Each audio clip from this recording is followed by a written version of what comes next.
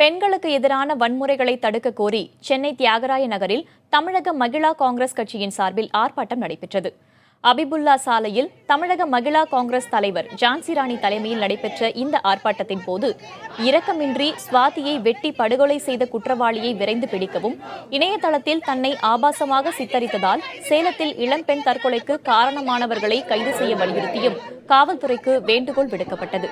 மேலும் நூற்றுக்கணக்கான மக்கள் வந்து செல்லும் முக்கியமான ரயில் நிலையத்தில் சிசிடிவி கேமரா பொருத்தப்படாததை கண்டித்தும் மத்திய மாநில அரசுகள் பெண்கள் மீதான வன்முறைகளை தடுக்க வலியுறுத்தியும் முழக்கங்கள் எழுப்பப்பட்டன.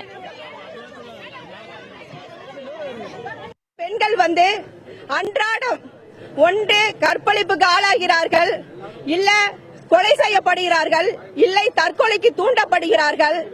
இதை தடுத்து நிறுத்தணும்.